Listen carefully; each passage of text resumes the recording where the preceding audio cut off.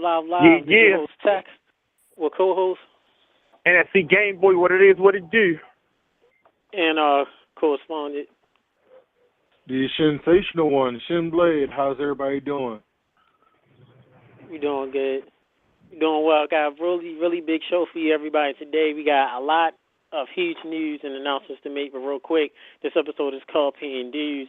Momentarily, we will be joined with current Ring of Honor talent, international wrestling sensation, and member of the House of Truth, Jay Diesel, will be joining us. Also, this episode we will have host of a very good show that we are affiliated with called Independent Podcast, none other than Michael Scott. And at the top of the hour, we'll be having some good old buddies of ours from Under the Mat Radio Pass calling in at 8 p.m. Of course, we'll be discussing WWE. Finally announcing last night that they'll be inducting Macho Man Randy Savage into the Hall of Fame. So I'm sure that's big news. As you heard, my mom just did a woo-woo and a Randy Savage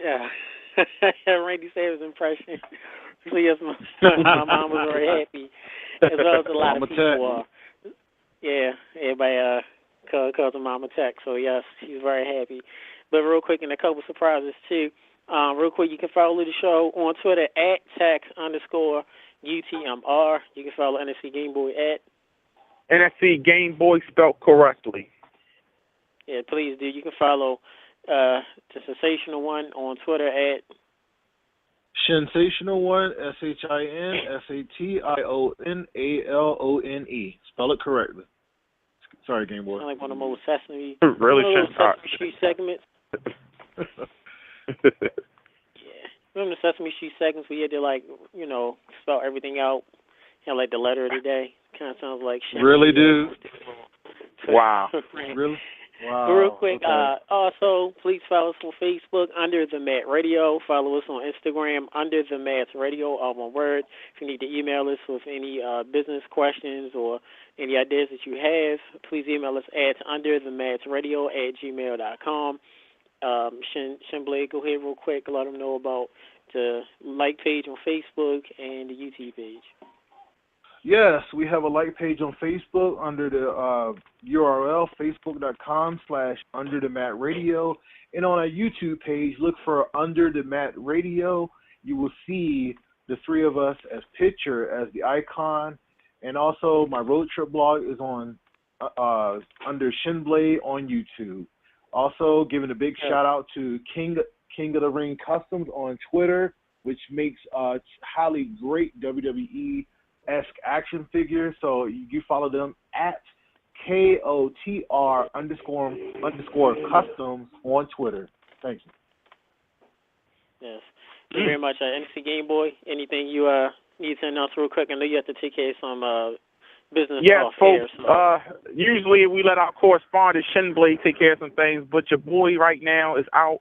I'm taking care of something very important for Under the Mat, so I'm going to have to leave tonight's show momentarily to take care of things. I know that everything's going to be fine with Tech and Shin-Blade at the helm. I can't really go into detail, but let's just say you already know what it is, what it do. I'm going to be working on it. With that being said, congrats to Macho Man finally being in. Shout out to Marlon Wayne for a great performance and a great show. And Tech and Shin, you already know what to do, man. I'm going to holler back, everybody. Make sure y'all are still listening in. Talk with y'all later, man. We're going to take care of this business. You got any time, man? Yeah, don't mind calling back in if you can before. Trust and believe. I will. Stay tuned, folks. You got a lot to hear. They got a lot to say. All right. Thanks, man. Everybody, that was NFC Gameboy. Had to take care of some off-air work. But on a serious note, there's been a while since Shin-Blade. We haven't done a show together one-on-one since got an hour and a half, if you will. It's been a while.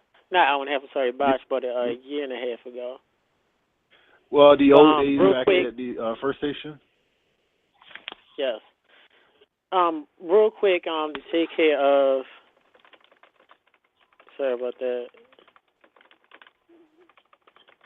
If you want to take care of some very serious business first, we want to send heartfelt condolences. Say this is the second straight week we had to do this. I know last week we sent our condolences to one of our brothers in media. Of course, Stuart Scott correspondent and anchor of ESPN, passed away, lost his battle with cancer. And just right after we did our show last week, got word of the passing of another wrestler that's known in the wrestling world as Tim Roberts, or also known as Tim Arson, who was better known as the Zombie, who wrestled around the world. And he's better known, too. He also played the Zombie in WWE's version of ECW a few times on TV. Sadly passed away last week. I'm not sure of any details or of how old he was, but, some of our good buddies in the business, some of the boys were friends with him and sent their heartfelt condolences. So just want to send our condolences to his family. Hopefully all is well, too. Also, we want to send our best of luck and prayers to ECW original Jason Knight, who I'm friends with on Facebook, who I talked to briefly not too long ago. He just found out that he has throat cancer, and he will be going through that battle, going through chemo and whatnot. If anybody not familiar, throat cancer is very serious. Sadly, that's what WWE legend and wrestling legend Bobby the Brain Heenan currently has, and sadly, Bobby the Brain Heenan can't really speak much, but we're not wishing any of the worst on Jason Knight, but we do know that's a very tough task. So on behalf of Under the Mat Radio, on behalf of Pro Wrestling Powerhouse, and Jay Alato, on behalf of some of our good buddies, ECW originals, I know Angel, Blue Meanie, and a whole bunch of other people will be sending their prayers and cards and strength to Jason as he battles with this. All right. Any words? I have to say that even though Bobby Heenan can't speak much, he will throw a finger at you every now and then if you diss him. I wish him well. I didn't have the pleasure of meeting Jason Knight, but to me, any cancer is serious. So, I mean, it's not like one is worse than the other. I think it's just cancer is cancer, and we all should take note of it and treat it well. Yes, it is. It is. So, just big ups to Jason Knight. He is a fan of the show. Talked to him a few times. We're not going to say we were the best of buddies. We're more so business associates. Always had good words to say to me and vice versa. So I definitely pray for him and his family. Real quick, want to give a big shout-out again to our buddy Marlon Wayans. We got a chance to see him perform live last Friday at the Baltimore Comedy Factory. Very funny show. Shin-Blade, of course, was there. I was there. NSC Gameboy was there. The winner of the contest, how do you say his name? Was it Ona? Ona Agora Iwe. Ona Agora Iwe. Yeah. He's Nigerian. Yes. Big shout out to Ona for winning the contest we had and being at the show. Very funny show. I will say, I do love the new venue. A lot more spacious. Food was pretty good. Big shout out to our buddy Alabama who looked out for us. And, of course, turn over to Shin-Blade to talk about very interesting fans that was at the show while we wait for Jay Diesel to call in. Well, I will say this, though. It was I called her 4 kids, even though, it's a 21 and up thing. A woman, it kind of got on my nerves. She was one of those people that was a little too happy. She was a little too happy about the show, and I'm not a drinker, but I tell people when you're drinking, please learn how to chill, hold your liquor and everything. So we had that one. We had a couple that was sitting next to, Tech there that he kept nudging him after every joke or kept looking at each other. And then also shout out to the 2 guys who looked like they were the uncles from Full House, if you want to throw a random reference. Yeah, there was a Full House crew. There was a group of 3 guys who looked just like Dave Coulier and what's Jesse's name? Bob Saget, Dave Coulier, and the guy who plays Jesse, Stamos. John Stamos. John Stamos. They had the little dockers and the little sweater vests. Big ups to the NXT Gameboy, who apparently had a lot of fans too, nudging him, turning around, laughing, smiling, asking him questions. So NXT Gameboy does. His fans are over. Well, he is Antoine Truth, so I guess it goes without saying. I mean, we don't have to test him on the theory.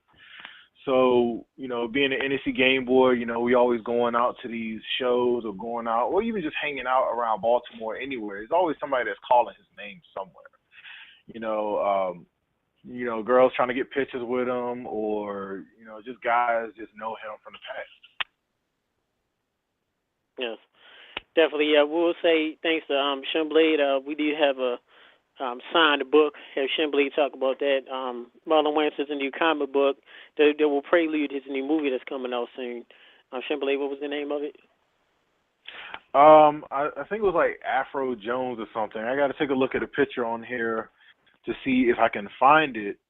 I'm looking, technical difficulties and everything. But it was a comic book. I still haven't read it yet. And, to Tech, he gave a good idea of donating it since it said Under the Mat Radio, didn't have my name on it. So it's my girlfriend's idea. Shout out to Babe Mel. It was her. She gave us the idea of putting it into a hall of all the people that we've met in our world. So big ups to her. Can't take our Babe Mel. Ideas. It's not mine. Babe Mel. I you know what? That's another road trip name that we got to give her just in case she comes on a road trip as well. That's just like the Bullet Babe in Bullet Club. Yeah, that it could be true. We'll also say the name of the book is called Super Bad James. I'm trying to read it. What's is it Dynamite? I think it's Superbad James Dynamite or something like that. James I have Dynamite. to go get it though. Yes, but big ups to him for that also. But we have a caller going to bring him in while we wait for Jay Diesel from Ring of Honor to call in. Under the Mat Radio, welcome with Tech and Sensational One Shin-Blade. Hello? Yes, Under the Mat Radio. Hey, how's it going? What's going on? Hello? Hey, is this General T Storm? Hey, no. guys, what's up? Hey. Really? This is General T Storm? Hello? Hello? Yeah, can you hear us? Yeah. Hey, this guys? T Storm, right? Hey. Yep. Yeah, real quick. I know you said you had a couple announcements to make. We'll give you a couple of minutes to go ahead and make them. All right. So, my buddy Brian Weber, NFC Gameboy, I think you will remember him, don't you, from ACW that one night when you guys came and became the security guards for that one match? Yes. Well, apparently Evan didn't remember who he was. But I actually got some great news, guys. There is a new company that Brian Weber and I and his wife and some other guys are owning in White Marsh. And remember how I said last week there was something extreme happening? Yeah. Yes, you did. Well, this indie company, this one's going to be huge, as, well, Brian and I would say. The company's name is Global Extreme Wrestling. And you know what? I tell you one thing. This company is going to be great. And if you guys ever show up, it'll be awesome. That's all I got to say, guys. All right. Thanks, buddy. Hey. All right. Thank you much. Talk to you guys later. All right, then. All right, with that being said, I believe we have, and I'm going to let Shin-Blade do the introduction to the man himself, the man of the hour, that is now live on Under the Mat Radio. Ladies and gentlemen, this guy I met in LCW in Pennsylvania. He's a great guy, gave us a great interview. Ring of Honor star, a member of the House of Truth. I present to you the one, the only, Jay Diesel. How's it going? Am I on live with you guys? Yes, you are. All right. I told you I'd give you guys a holler, so what exactly did you guys want to discuss today? Is it the fact that I, beat the heads off a Red Scorpion, or, the lavish lifestyle of the House of Truth? What comes up next in ROH? Talk about all of that, man. You definitely can. You want to take a call? Since you... We'll go home, man. You holler at me, I'll holler back. Cool. Right. With that, like I said, Jay Diesel, thank you much for calling in. I know you're a very busy man. Of course, you'll make the second person that represented Ring of Honor. 2 weeks ago, we had fellow Ring of Honor wrestler Moose call into the show. What are your thoughts on Moose, Jay? I think Moose is a very dominant force outside of myself in the Ring of Honor. I definitely see that, obviously we're being prodded as the next rove of athletes to take the stage. We definitely have a lot of competition in some of the senior wrestlers that are there, whether it be, the world champion Jay Briscoe, or basically my mentor, Jay Lethal. I think that the ROH television title is basically what I consider the world television title. So, it all depends on how you look at it. All right. Now, you are a member, after I say this, I'm going to turn over to Shin-Blade. You are a current member of the House of Truth. What does it take to become a member of the... Say that again? Yeah, I said this is true. Yeah, I'm feeling your question. What does it take to become a member of the House of Truth? Well, first of all, you have to supply some definite assets. Obviously you see the physical attributes. You have to be able to party with the House of Truth. You have to be able to hold it down and still get up and do your performance, meaning your job for Truth. Whatever Truth calls for, you need to be able to do for him. That's pretty much the way of the House of Truth. Okay. I believe we have a caller. Would you mind taking the caller, Jay Diesel, real quick? Yeah, sure. Go right ahead. Sure. Area code T40. Welcome to Under the Mat Radio with Ring of Honor's Jay Diesel. My question for Jay is, who has the better dojo, Ring of Honor or Combat Zone Wrestling? Oh, that's pretty good. That's like easy. That's like we are the top product in the world. It doesn't get any better than Ring of Honor. If you look at other companies that might be considered more monetary than us, I wouldn't say better. I just say more monetary, where people go to make a little bit more money, but they buy the best athletes in the world. But the best athletes in the world were trained and basically honed in Ring of Honor. All right. So, Cheeky, you got any questions? Yeah. Combat Zone second question is, has people there like Masada and Drew Gulak. I won't take nothing away from them. But then you have Adam Cole, you have Mark Briscoe, you have, Jay Briscoe, you have Jay Lethal. My second question is, has the rapper Jay Diesel ever tried to see you over the name, or has anyone ever confused you with the rapper Jay Diesel? No, he wouldn't want my foot in his ass. He definitely don't want to go there.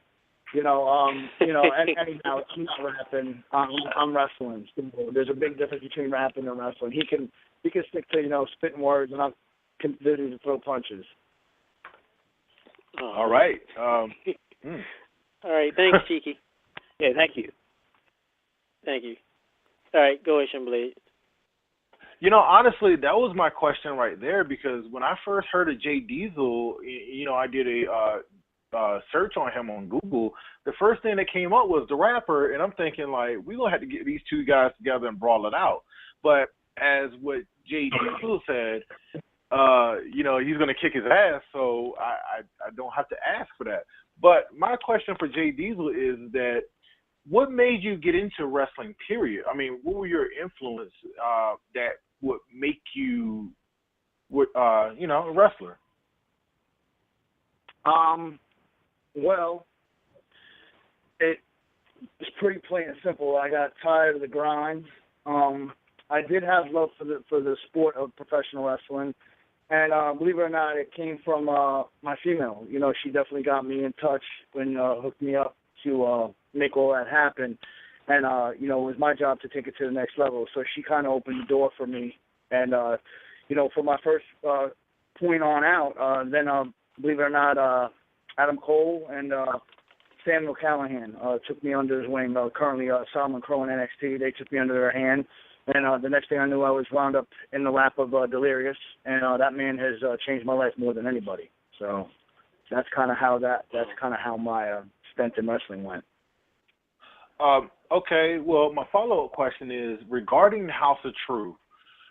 What led you to believe in the House of Truth? I believe that Truth Martini came out to you and recruited you. I mean, it's not like you were knocking on somebody's doorstep or anything like that. Oh no, you got that completely wrong. I was knocking on the House of Truth's door. Martin and Lito don't need to look for anybody. Basically, I came to them and they had a job that needed to be done. That job was to basically make sure that Matt Taven never got his hands on that title. And I believe I fulfilled that job because the belt is safely and securely around the waist of Jay Lethal.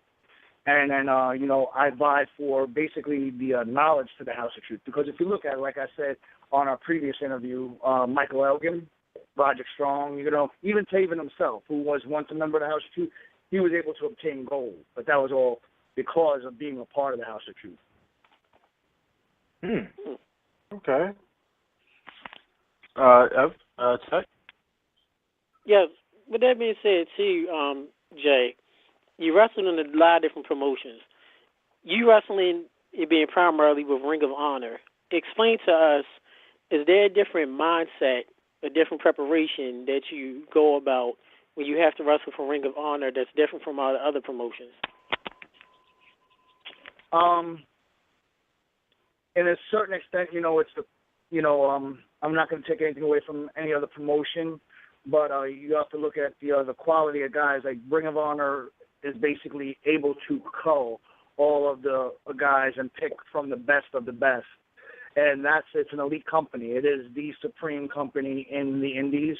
And, basically it's, the supreme company, like I said, in the world, them in New Japan, definitely hold the torch for the top athleticism. So, it's not so much a knock on any other promotion. It's just, or any other athlete that I do wrestle, because I get the same mindset when I wrestle anybody. They're trying to stand between me and my goal, which is moving up, and also obtaining, the winner's purse.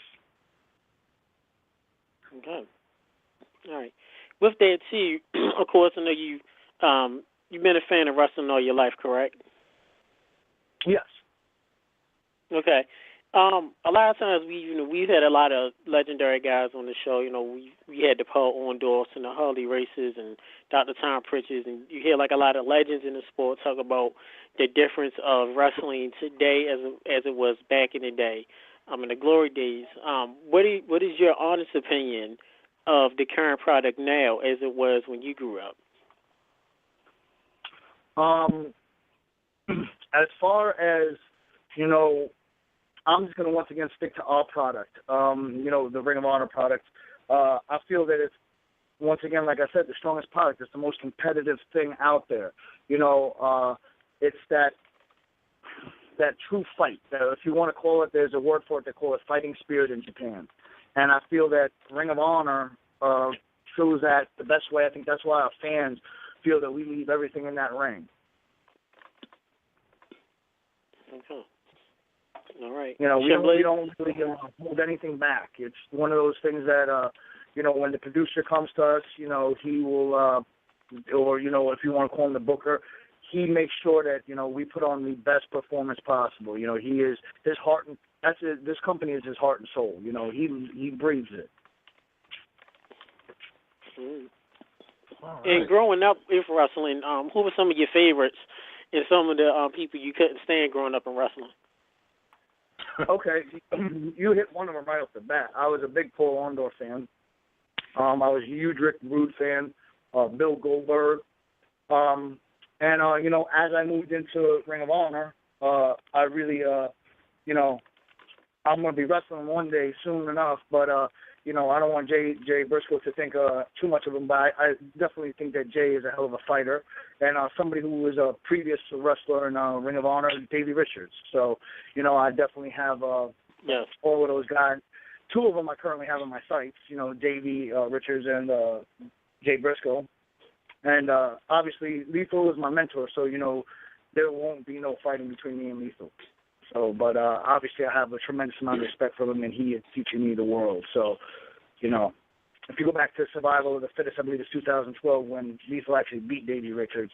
That definitely took me, like, it definitely took a lot for me to watch that because, like I said, Davey was the guy who I was at that time looking up to.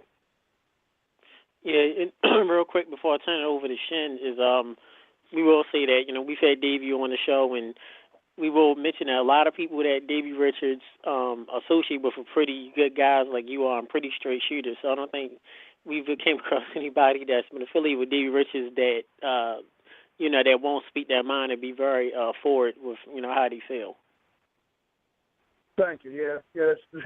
Sometimes people can get to that. It's like their Achilles heel, but I try to keep it as real as possible. So. Hey, that's the only way you can do it.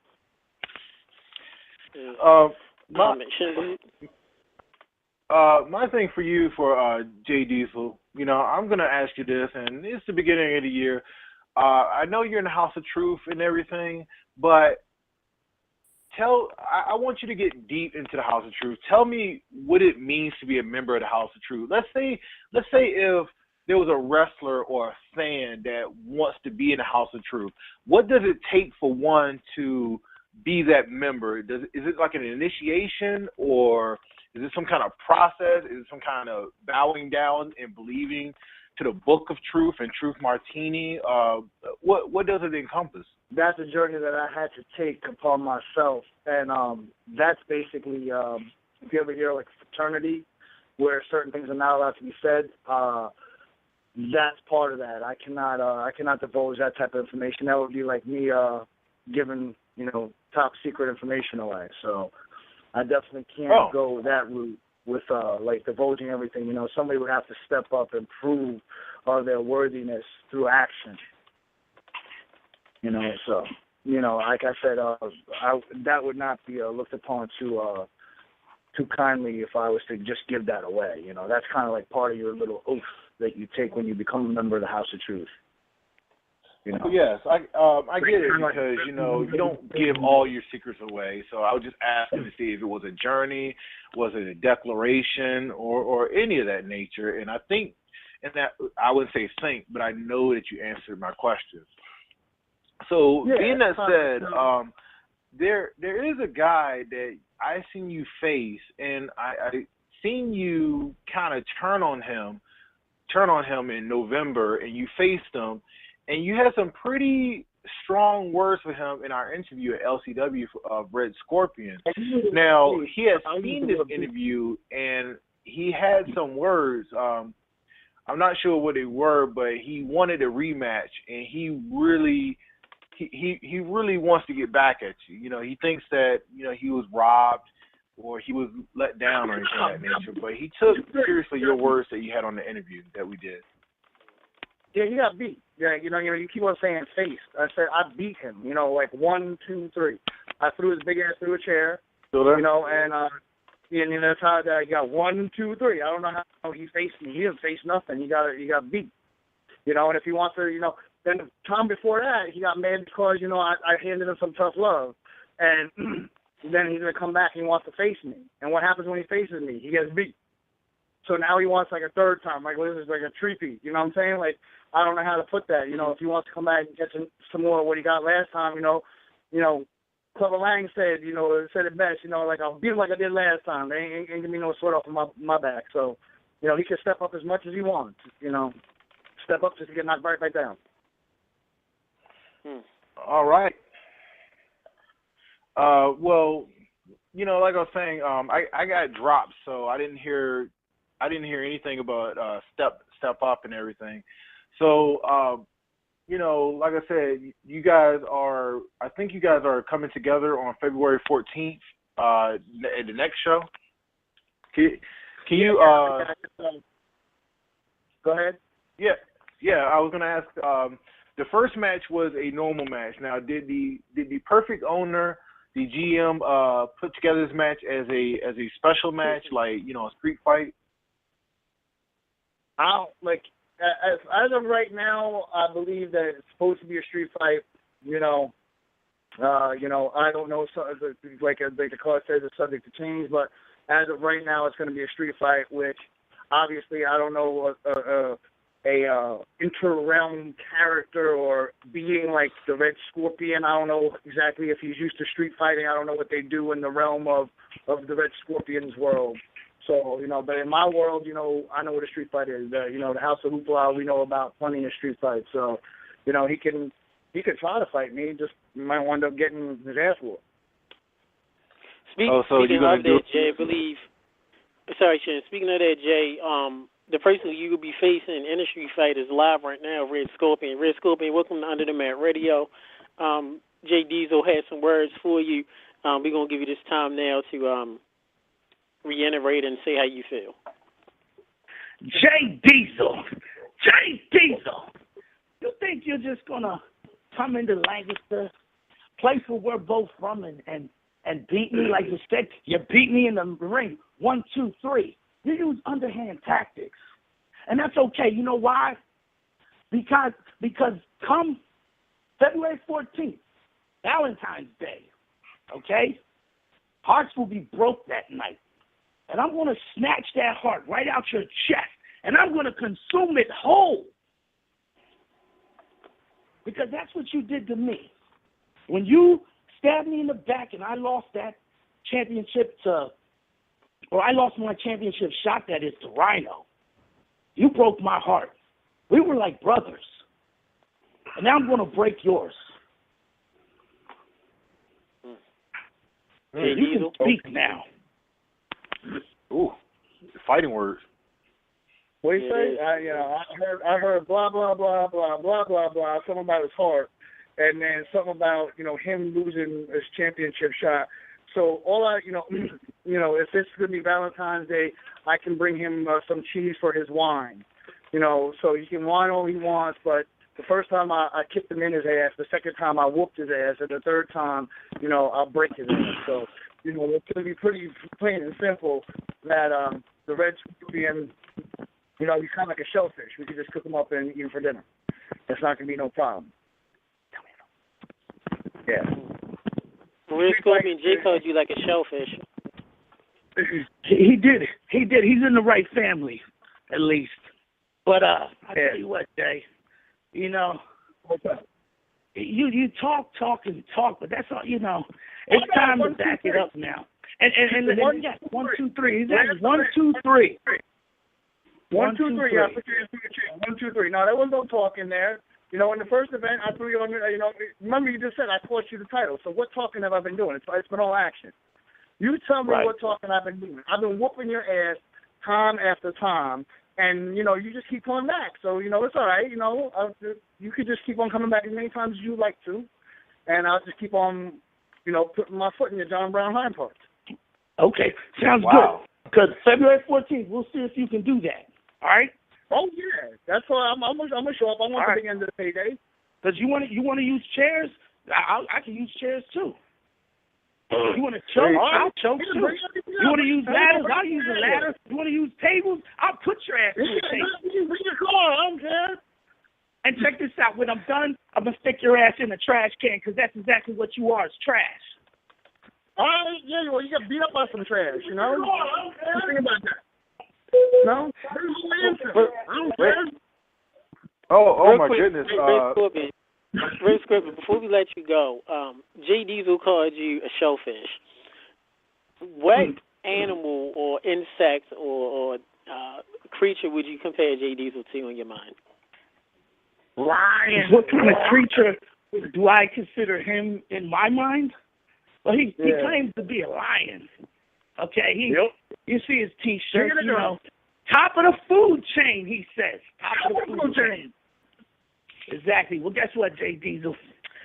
You're talking to the world's most dangerous arachnid, the Red Scorpion. And although I may be a small insect, I pack a big venomous sting. And that's what you're going to find out. Because guess what, Jay Diesel? You know Mama Scorpion, right? Mama Scorpion has a special someone that wants to meet you. Her name is Contessa, the Red Claw, one of the most vicious scorpions on the planet. And I'm going to introduce her to you. You can be sure of that. After a scorpion spike driver your ass, either through a table or through a chair, it matters not. You're going to meet her. Believe that. Contessa the Red Claw. Oh, my goodness. All right. Thank you, Red Scorpion, for that. Thank you much for your time. Thank you. You know, Jay Diesel, your words real quick about Mama Scorpion and the Red Claw. Oh yeah, I think I was Roman Reigns a second there. He was like, believe that. I was, I was almost about to believe that too. Oh my goodness. Damn, I got bigger trouble than that, but I don't know. Yeah, I'm almost scared about that one because he sounded almost like Roman Reigns last night with the beanstalk and the whole spiel. But yeah, no, like I'm not afraid of whatever he's gonna bring to the ring. He can bring a whole bunch of scorpions to the ring. He has to beat me to put a scorpion on me. And obviously, every time he's stepped in the ring on me, he winds up looking up at the lights. So, and the last time I left him in the ring, and he did the same thing after the match. He whined and cried. Oh, you came out here and you beat me up. Well, if you don't like wrestling, don't get in the ring. Well, I have to say that he can bring his whole family to the thing. They could all watch him get beat up. Wow. Yeah, bring them all. What do you call a whole Scorpion bunch family? of Scorpion people. Do you even have a name as a pact? What'd you say? You got like a wolf pack and you got a herd or a bunch of scorpions get together. Do they have a name?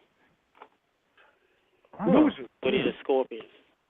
I don't even think that group has a name. A bunch of scorpions when they get together. Losers. Yeah, they're a bunch of losers. Yeah. Because that's exactly what happens to him whenever he tries to step up, is he gets beat back down. So, yeah, but Lions, we got something that's called Pride. And, that'll be shown on February 14th, Valentine's Day. All right, Shin-Blade? I just looked it up here in a group, and what Jay Diesel calls a group of scorpions are losers, but if you want to take it back to actual terms, and this is a text thing, they're actually called a cyclone. And to tell you the truth, Jay, I believe that this match, is going to be a street fight, but this is somewhere along the lines of a last man standing match. You talk about pinning each other 1, 2, 3. Why don't we go for the a bigger bang is just lay each other out. Whoever gets laid out loses. Last man standing. What do you think? Laying last time. Last time I left him laying in the ring, and both times. Obviously, if you look at it, even the time before that, when I threw him, when basically I just gave him a little Death Valley driver into the mat, he says, "Oh, I cost him his title shot." And he was laying in the ring. And then last time, I put him through a chair, and he was laying in the ring. So basically, if it's a last man standing match, I think I'm already up 2-1, or 2-0 actually would be pretty much. Well, Tech. Yeah, you called a stipulation. With all that being said, I ain't running from no scorpion. He got always Lancaster people fooled. Have you seen the fans in Lancaster? The ruthless, toothless bunch. It's a rough bunch there. No, let them know. Let the fans know. It is a rough bunch. If you can get everybody together for one set of teeth. Speaking of the fans, Jay, Diesel. Yeah. What are your thoughts on Nanny Gangster? We call her Nanny Gangster. The grandmother that sit up front. Is she a member? She chilling with New Jack? I never heard of Nanny Gangster. Is this one of them Amish mafia people? Yeah, oh my God. She's the grandmother at LCW. The grandmother, the white grandmother that always be trying to punch and go with the rest. She'll always sit in the front row. Oh, okay. Maybe she has Alzheimer's or one of them other syndromes that they got there. Was it dementia? Yeah. Yeah, because I will watch out. Them old people, they get violent. You know what I'm saying? I'll be the Yeah, he did. I'm telling you right now, I'm knocking right out of it. Depends. Oh, wow. If Nana Gangster, if Nana would go across the guardrail.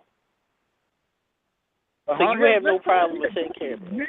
He should come to the ring with the Red Scorpion. You know what I'm saying? That's where he should be hiding the Scorpion in Man the Gangster's diapers. So, you know. Wow. Yeah. Oh. With that, real quick, you know you have your big feud with Red Scorpion and LCW coming up February 14th, and it will be there. Yeah. What is your next challenge and your next go real quick for Ring of Honor? Oh, my next go-around for Ring of Honor will be the 24th. Me and Jay Lethal will be teaming up to go against a team that is to be announced. So come out to the ECW, old ECW Arena, where we will be taking place, me and Jay Lethal, the House of Truth, taking on a tag team that will be to be announced. So whoever it is going to be in for a whole lot of the House of Truth. All right. And real quick, before we let you go, Jay, anything else you need to plug or say about any upcoming bookings that you got coming up, or anything coming for the House of Truth for Jay Lethal you need to plug? As of right now, no, but, you know, you can expect for me to call in, or if you need to, you got my number. You guys can give me a call at any time. You know, just tune in to Ring of Honor every Saturday on the CW, you know, to see me. I was in action last weekend, and, you know, I'll be in action pretty regularly. So, you know, I appreciate the opportunity to come on your show and basically, you know, tell my part of the story for Red Scorpion, and also for the bigger fish to fry, which is Ring of Honor and the House of Truth, you know. Like I said, I ain't worried about the shellfish. Well, on behalf of Under the Mat Radio, JDs, we thank you much for coming on. Turn over to Shin-Blade real quick. Well, I have to say thank you for coming on to the show myself. It was a very, very nice honor to meet you, and I can't wait to see this match on February 14th. And the people at LCW, if you want to see this as a last man standing match, let the perfect owner know, and we could change this street fight to a last man standing match, because I want to see what Jim Ross would say, a slobber knocker or a clubber. All right. Well, you know, we just afterwards, you know, you just be, you know, sticking on my side here, because afterwards, you know, I'll show you a little bit of what the life of hoopla is about. After I win, we take that winner's purse. You know. Go ahead. And also, real quick, I got a text from the Red Scorpion, and he's bringing Contessa. I don't know who that is. I don't even care who that is. That's what I'm saying. Do I sound like I'm worried? I don't care. Do I sound like I care? I don't care. You know, he can bring whoever he wants. You know what I'm saying? He can bring a whole animal kingdom with him. You know, he go home and play with his pets. Like I said, I go and I wrestle. He goes home and he feeds his gerbil or whatever else he likes to do. You know, and I don't care, like, you know, about any of these creatures they likes to bring to the ring. You know, that ain't my job. I ain't worried about that. So. All right. Well, Jay, thank you much for your time, and we will definitely see you February the 14th at LCW. Okay. All right, I'll see you then, buddy. All right, thank you.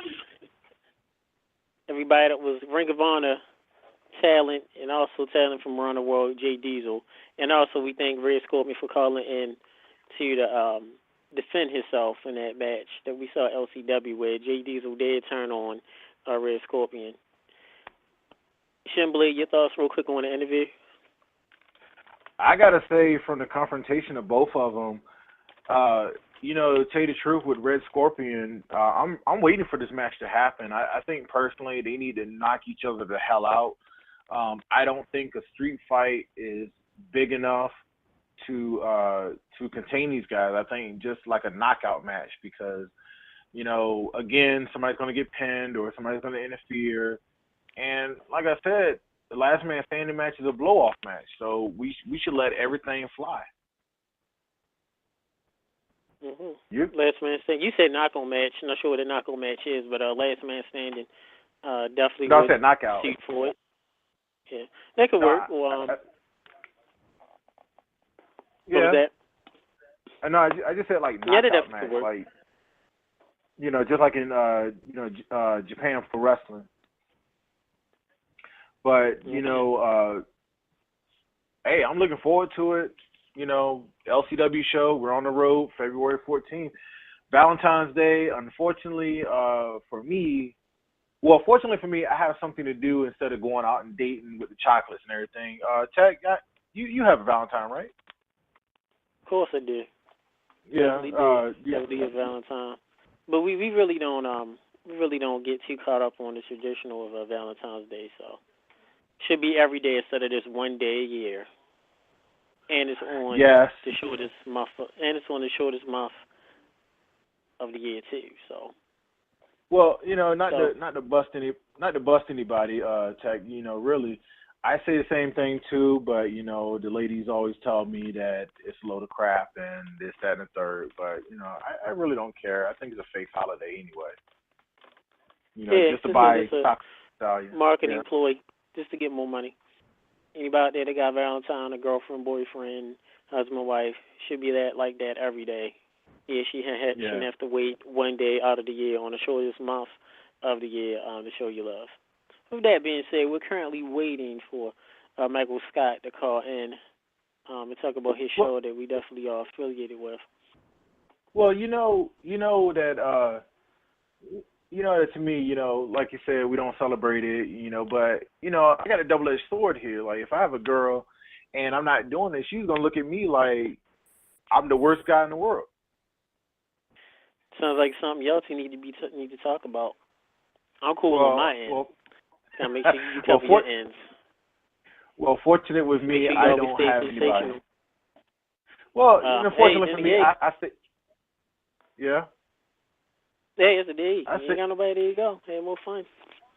Well, I stay single anyway, so, if ladies out there, if you want me, come have me. I give you the whole spiel, but Valentine's Day isn't one of them. Contact me in the summer. It is too cold. It is too cold out here, especially in Baltimore, to be going out at night and trying to paint the town red. Yeah, so that is from the Sensational One. His remarks has nothing to do. His viewpoints and remarks does not represent the views of Under the Mat Radio. I think everybody knows that. I think everybody knows that. With that being said, believe we're bringing in live right now the man himself, Michael Scott, who is the host of a very good podcast, independent podcast. Welcome, man. Hey, man, how y'all doing, guys? What's happening? Doing fine, good, man. Man, I tell you what. Now, I caught the tail end of that. I really caught the tail end of that. What's the Shin, man? He's talking about it's cold outside. It's about 27 degrees out here. It's cold in my ex-wife out here, man. I wouldn't want to pick up no woman this kind of weather either, brother. I know. I'm just, like I said, I keep my Valentines on the summer. Well, man, hit me up in August, baby. You want something from me? Hit me up in August. We'll talk then. Hit me in June. What's going on, fellas? We doing well. Like I said, Mike, thank you for calling in. I know me and you, Mike, I know we met a few times over the past couple of years at different events. We officially got to meet and talk at the not LCW, it was 1CW in Delaware. Yeah. But you had the chance. I know you're the host of a good show, independent podcast. Tell us a little bit about it, how it started, and what you got coming up. Well, thank you very much for that, number one. I really appreciate that plug. But, this whole purpose of the show is about independent entertainment. I love wrestling. I've been watching wrestling since I was 3 years old, sitting on my daddy's knee. I've been watching live wrestling since I was 6. That was 30 years ago. I saw my first wrestling match. So, this is my way of giving back to independent entertainment, especially independent wrestling, because if it isn't for me and for you and for some of these other podcasts out there, no one knows about half these guys. You know what I mean? Right. And that's the whole purpose of the show, is to let these guys that no one's getting pushed, no one knows about, to come onto the show and tell me about yourself. Tell me about all the good stuff that you're doing. That's the whole purpose of the show. We got a lot going on. It's very exciting, all the things we got happening. We're going to be in Virginia Beach, Virginia, January 25th with my boys over at Stranglehold Wrestling. For a signing, the Barbarian's going to be there. Scotty Too Hottie and Grandmaster Sexay, Mr. Brian Christopher, is going to be there. Yeah, both of those guys. And Trevor Murdoch's going to be there. And I'm hoping we pack the house like we did back in November. We did November. We had Road Warrior Animal with us, and man, you couldn't move in that place. Couldn't move in it. It was. I tell you, it was surreal because I was a huge Road Warriors fan growing up, and the guy running a very good friend of mine. The guy introduced me to my wife, and he said, "Hey, Mike," and I said, "Yeah." He goes, "Animal's got to take a piss." And I said, "Okay." Well, that's good. That's good to know. Can I finish my dinner? I mean, you know what I mean? He goes, "No, I need to take it to the I need to walk to the bathroom." So it's me and Road Warrior Animal walking to the bathroom. Swear to God, can't make it up. Can't make it up. It was a crazy time. It really, really was. We got that going on. We're going to be back at 1CW at the end of the month. I actually have a tryout to be their new announcer over there, ring announcer over there. I'm really excited about that. And we got Stevie Ray coming on the show this week. Oh, great. We got so much going on. It's crazy what we got happening. With the audiobooks and the show, I'm also an audiobook narrator on the side. I'm working on a book that they're about to turn into a movie. So I'm working on the voices for that to record the audiobook. And, yeah, man, I'm all over. I'm blowing up worldwide, brother. I'm trying to, at least. I'm trying to. Nothing wrong with that. With that being said, real quick, Michael, we got a caller that want to ask you a question. Is it okay if we bring them in? All right. Go ahead, man. Okay.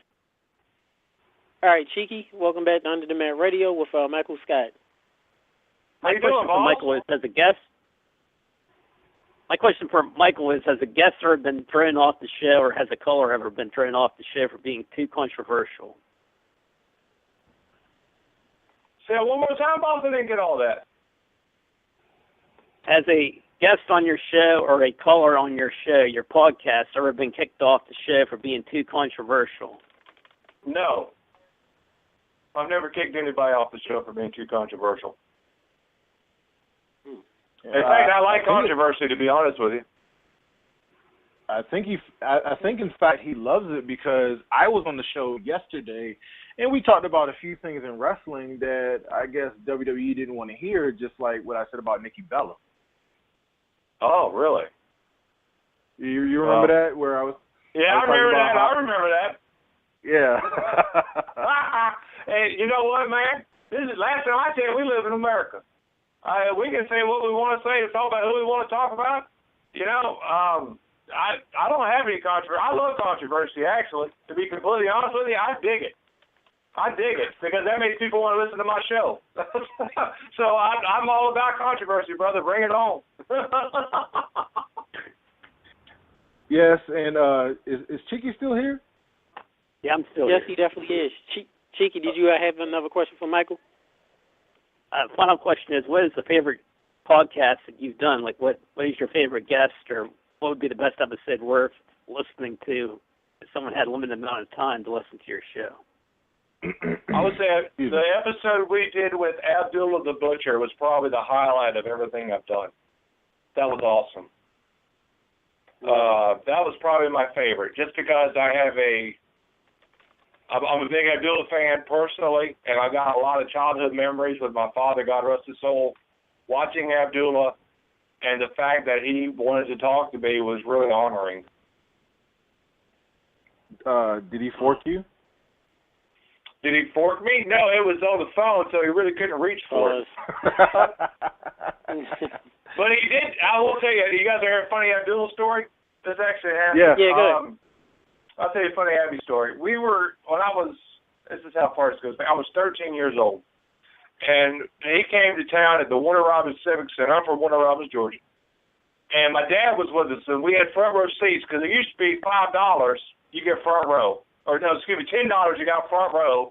$5 was general admission. That's how far we're going back here. This is like the early 90s. And there was a booth. I didn't see it. I was watching the match. The match was Randy Rhodes versus Steve Lawler in a street fight. Do you guys know who Randy Rhodes is from the original Midnight Express? You guys know what I'm talking about? Okay. Yeah. Now a lot of people know Steve. Yeah, a lot of people don't know who Steve Lawler is because he's from Georgia. He's a big Georgia legend, and it's because that's where I'm from. But I digress. So we're watching the fight. My dad hits me on the shoulder. He goes, Mikey. I said, yeah, Pop. He said, look over there. Abdullah's boot was sticking out of the curtain. He said, he's going to come out here.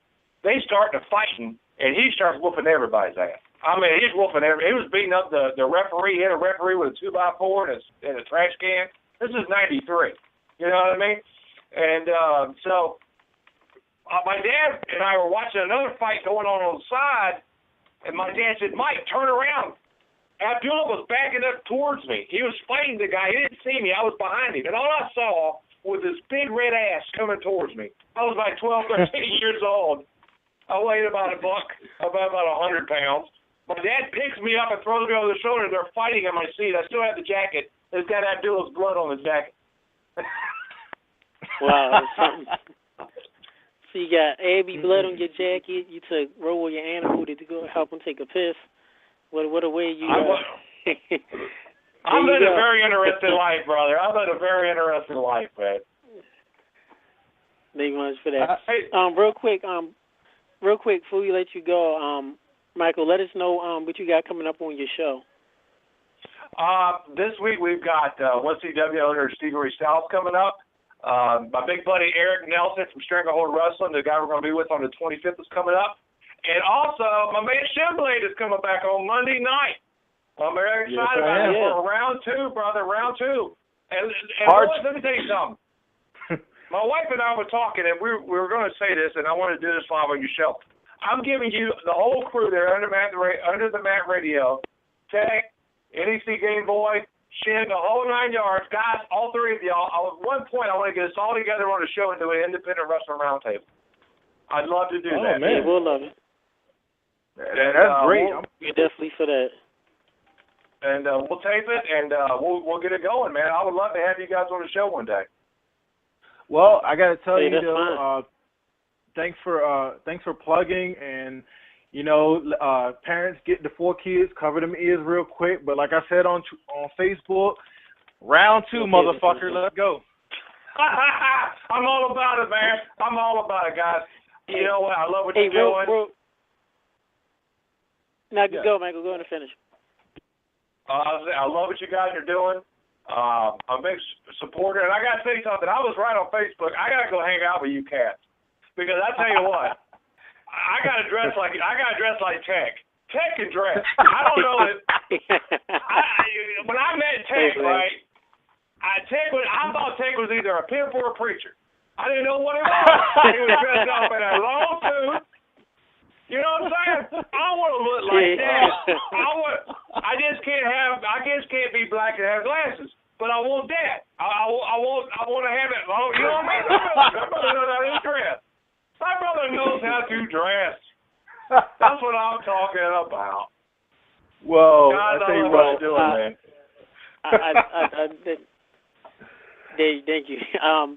I definitely will say, we'll see funny story as far as dress. And I believe right now we have Live. We can hear one of our other correspondents from back in the day, Brandon Lee Smith. Can you hear us? I'm here. What's up? Hey, what's going on, man? Hey, Brandon. JT, Michael. What's up, Shin? It's nice to finally meet you, man, outside of Facebook. Oh, okay. Yeah, you sound a little low, Brandon. If you can turn your volume up a little bit. How's that? Just to let you know, Mike, we all went to a show recently. I believe it was in Pennsylvania, Delaware, and we was all, dressed up in suits.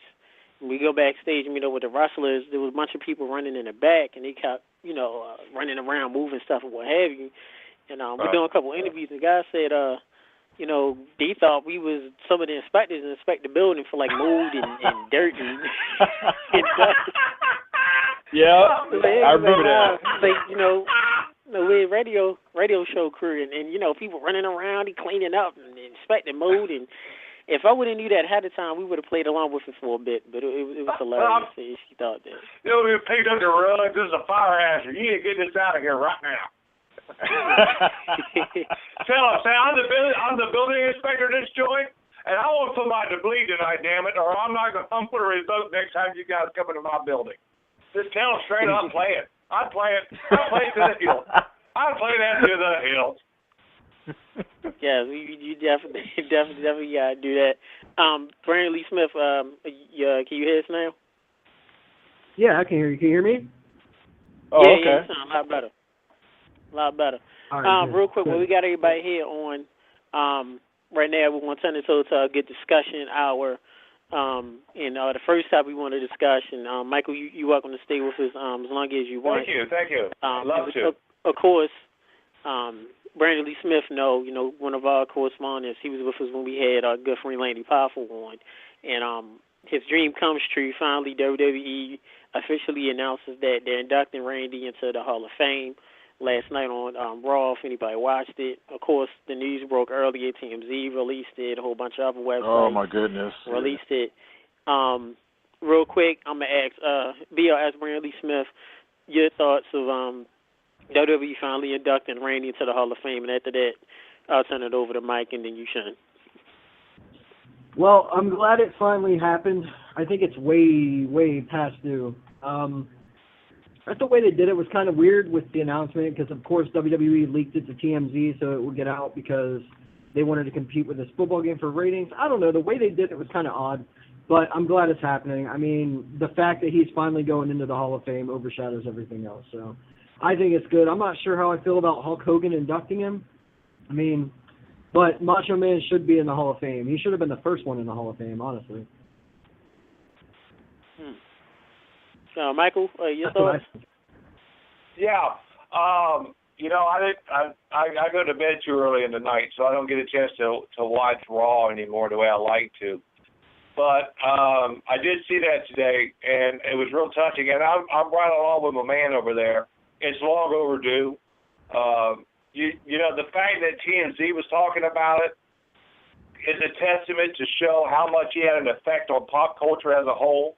You know what I mean? Like, if you don't know, or you don't know, hey, brother, everybody knows, oh, yeah. You know what I mean? So it just goes to show you. Now, the fact that gets me is they're putting Hogan in to let him do the induction, which I don't agree with.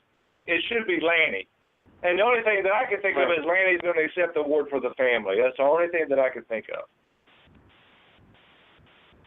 But I think it's long overdue. Because he made Vince McMahon, excuse the way I'm gonna say this, an assload of money, and he got nothing but ridiculed. And of course he did some stupid shit too. Don't get me wrong, but he really deserves it. I really believe he deserves it, and it's going to be a great and honoring thing. Right. Shin-Blade, I know you got a little rant. I know you was a little upset. Well, about, I was. The leak. Yeah, I was upset, just like a lot of true wrestling fans, that we had a snitch website like TMZ come out and say that he was getting inducted. Now, as far as the fans who have paid closely attention to WWE, it was going to eventually come. I mean, if you remember back about 4 years ago, the video game WWE All-Stars came out and Randy Savage was on a commercial. So that told us that Randy Savage is going to do some work for WWE, and him and Vince are going to be on good terms together. And it got to the point where, he died. He died in an auto accident, which was very, very tragic. Now, as far as everything else, he just came out with a DVD Blu-ray back in November, which was a great, which was really great. But, to me, the DVD of the year was My Name is Paul Heyman, because Paul Heyman was actually in it. And to tell you the truth, the induction is excellent. Thank God he's in there. The person who's inducting them, I think this is going to be maybe a bit less or maybe even worse than the outrage of Ben Affleck playing Batman. And it should be Lanny, because Randy loved his family. He tried doing a lot of things for his family. Like, he got his brother in WWF as the Genius, and you see where that went. People remember the Genius. The one thing that people don't, the one misconception that people have about Randy Savage and Vince McMahon animosity is the fact that there was a nasty rumor that still goes around for years saying that he had relations with Stephanie McMahon when she was a young girl, which proved out to be not true or it was never confirmed. And the actual story was on the DVD, or should I say Blu-ray since they have the extra stories, to say that Randy Savage wanted to enter, when he wanted his father to work a show in New Jersey for a battle royal. And I think it was like Pat Patterson or somebody that said, like, nobody gives a shit about your father. And they didn't put him in the battle royal. And it soured Randy so bad, he went on to be world champion and everything. And also, Tech, if you please can help me out here. I think it was also the fact that in 93, 94, that Randy Savage was being phased out of the wrestling picture and become a color commentator, which he didn't like. Yeah, it was 93, Yeah, 93, some 94 too. And real quick, because I know we have a wrestler calling in right now real quick too. With Shin mentioned about how Savage got upset when Pat Patterson and others mentioned how no one gave a crap about his dad being in a Rumble. That's what preluded Randy to making a decision of wanting the whole family inducted into the Hall of Fame. Yeah. And like you said, I've talked to Lanny off air personally. He's told me about that, and he's mentioned it on our show and others. And then it came to the point when Lanny just decided if they just want to induct just Savage, that's fine. So I'll say this real quick. Is that I do agree. Savage should have been in the Hall of Fame long overdue. I know I've talked to Brandon about this before. We even mentioned, they're not inducting Savage till he passed, which was sad. And I believe Landy should be the one inducting Savage to the Hall of Fame. But you got to remember, this is WWE. Look at the marketing. Look at the ploy. This is the legends, the whole Hall of Fame. They got to sell tickets. And, of course, they're going to make Hogan be the one inducted. I'm sure Lanny accepted because, he's the only one left in the family that's alive, sadly. I know his mom, their mom is dealing with a little ill health at the moment. But a lot of people have been upset that Hogan is the one inducting him, and I'm just saying, what else do you want? There's no better person to induct him, especially if you're doing it on TV, You got to have Hogan induct Savage. Look at the history. Look at what they did in WWE, what they did in WCW. So you got to have Hogan induct Savage. I would love for it to be Lanny, but I definitely understand the reason why they have Hogan inducting him. And, of course, Lanny will have to accept it because, he's the only one there really, sadly alive and in good health for the family to take it. So, real quick, guys, I'm going to bring in, I believe this is good support. This Diaz? Yeah, what up? Hey, what's going on, guys? Hey, everybody. This is what's good, gentlemen? What's real good? What's going on? I know you had some big I know you had some big announcement, big breaking news for ACW about the upcoming event. I'm going to go ahead and let you break the news now. Thank you very much, sir. I very much do appreciate it. Thank you very much. I've been very much enjoying this show. Mr. J. Diesel, bringing the entertainment as always. Can't wait to see that show on February. But let's talk about March 13th, Friday the 13th, in fact. Just now on the Adrenaline Championship Wrestling, if you find us on Facebook, we just announced that the 2015 King of Maryland Tournament, the third annual King of Maryland Tournament, will take place Friday, March 13th at the OBI building in Millersville, Maryland. Bell time is going to be at 7:30. Doors open at 6:30 p.m. $30 ringside seats. Trust me, it's going to be worth every cent. $20 general admission. If you want to buy tickets right now, starting at 8:30 tonight, you can go to www.adrenalinewrestling.com and you can cop them tickets for the biggest ACW event in history. And I don't like to exaggerate things. This is the truth. The King of Maryland tournament has done so much for its talent. The very first King of Maryland tournament, you know him, the Unholy Enigma Skull. He went on to become the ACW heavyweight champion after winning the King of Maryland tournament. The King of the Jungle Prodigy, he went on to win the King of Maryland tournament. The next year, he went on to become the ACW heavyweight champion. And best believe that this year, 2015, if the Mexican mini-boss is in that tournament, C2, that is I will become the man in ACW. 2015, the King of Maryland tournament, Friday the 13th, March 2015. I can't wait, guys. I know you guys can't wait either. Yes, we definitely can, man. Thanks much, Diaz, for breaking that news. Hey, thank you very much, guys. Thank you for having me on your show, and I will enjoy the rest of the show, as is, I'm sure, the rest of your audience. Thank you, guys. Take care. Have a good one. Okay. Right, thanks, man. You too. Hey, right, that was Diaz, current superstar of Adrenaline Championship Wrestling and the longest reigning light heavyweight champion of ACW history, I believe, over the past 2 years.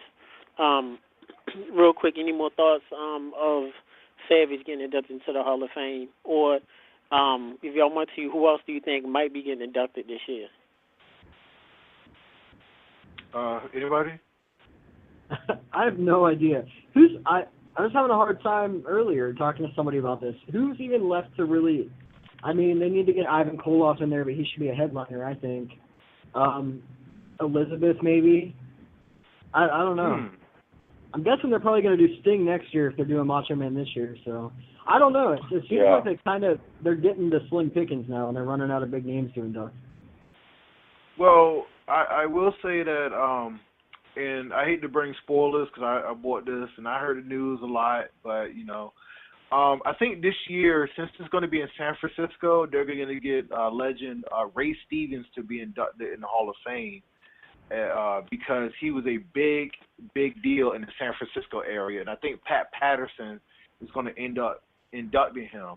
But as far as Sting is concerned, they're going to. This is a rumor. They're going to do it next year at WrestleMania 32 because WrestleMania 32 next year is going to be at Cowboy Stadium in Texas, and being that Sting lives in Texas, that they're going to do it close to home or whatever have you. Yeah. I mean, that would make sense. I mean, if I'm right, the Road Warriors inducted into the Hall of Fame, right? 2011. Yeah. Demolition? No, not yet. Not yet. No. Yeah, Demolition needs to be in there, and actually, Bill 80 needs to be inducted as well by itself of his illustrious career being a Mad Superstar and the long career that he had in the business. So that's two nominees right there. Demolition, Bill 80 himself, Kevin Sullivan. Now go ahead. Kevin Sullivan? Yeah. Yeah. Oh my goodness. Well, I got one for you. Somebody mentioned to me earlier that maybe Eric Bischoff should be. All right, Bischoff shit. I mean, if you got a problem with Kevin Sullivan, why is Coco be wearing the Hall of Fame? If you ain't gonna put Kevin Sullivan in, Coco should be wearing, and Bob Uecker maybe, but I mean, come on, Drew Carey's in the Hall of Fame. Okay, that's the celebrity wing. That doesn't count. The celebrity wing is the celebrity wing. We don't really take that one seriously. But and I no will diss say, to Coco Beware.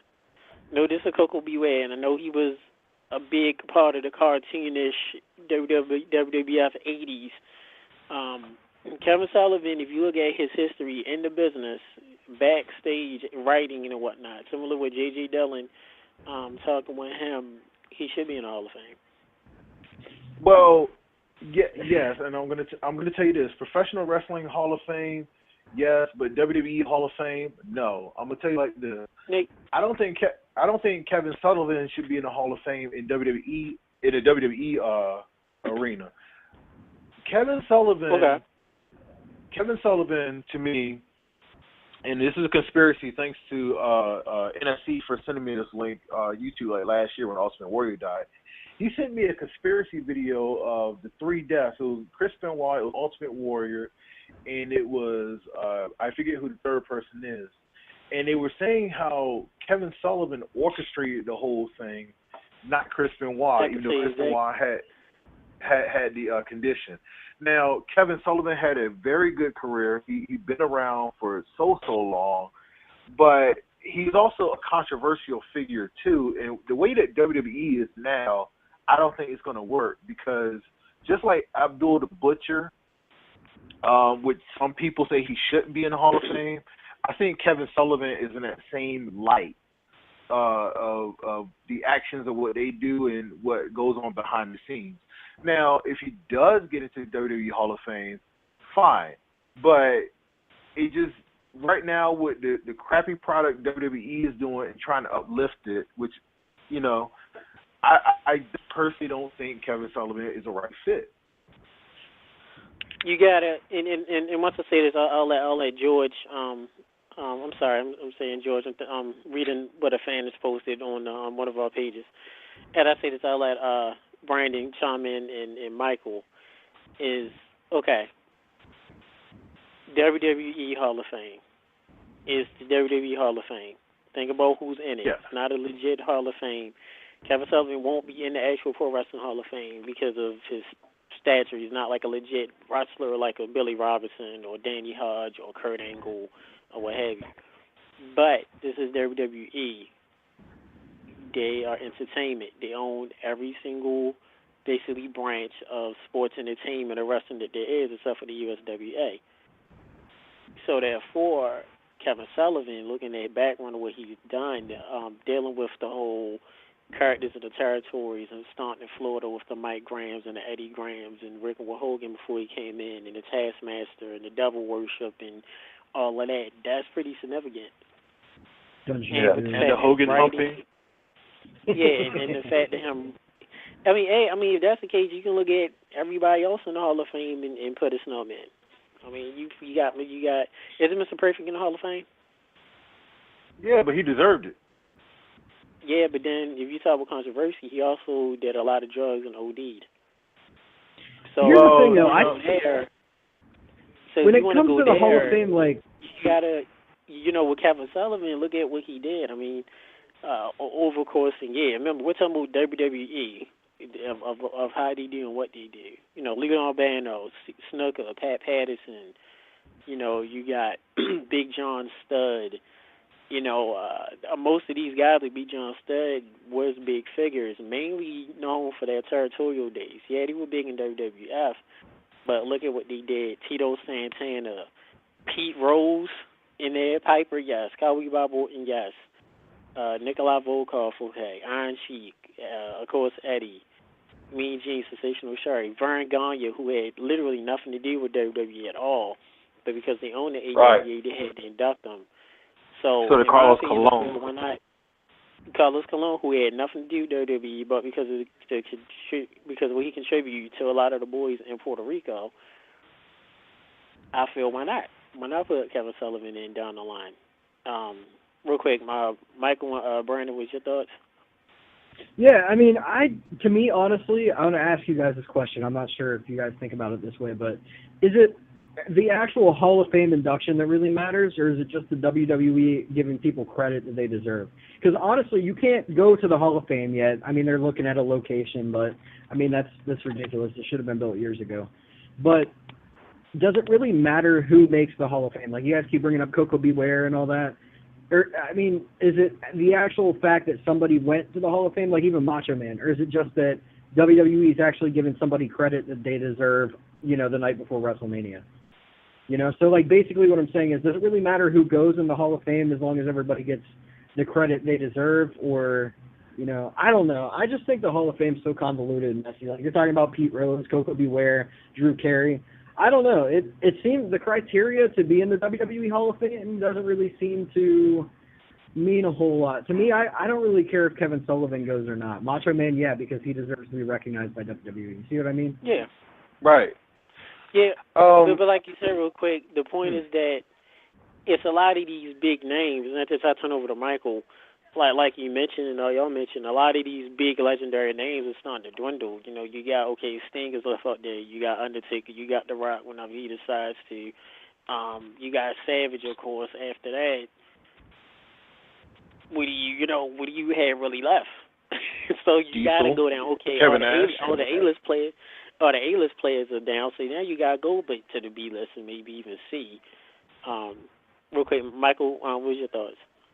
Well, I kind of agree with my man over there about the validity of what it really is. You know what I mean? It's there's a lot of people that should be in it that haven't got recognized, and people that have got recognized, half of them don't deserve to be in it. You know what I mean? So you look at the celebrity wing and what they done. What did they do? They show up at a WrestleMania, got a payday. Hell, thanks for coming to the show. You know what I mean? So now we're going to enshrine them in some way, shape, form, fashion. When you got guys like the Rock and Roll Express, when you got guys like the Midnight Express. Hell, I'm going to say a controversial name, Jim Cornette. One of the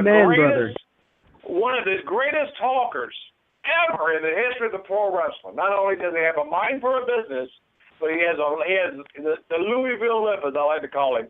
He has a mind for the business. He knows how to be heard. He's run successful territories. You know what I mean? You got Ivan Koloff and all these guys that aren't getting recognized by the WWE. But if you ask them, I really don't think it's too much of a slit off their nuts. They don't care. You know, some of them care. I know that the Rock and Roll Express, they're pushing it to the WWE Hall of Fame, and they rightfully deserve it.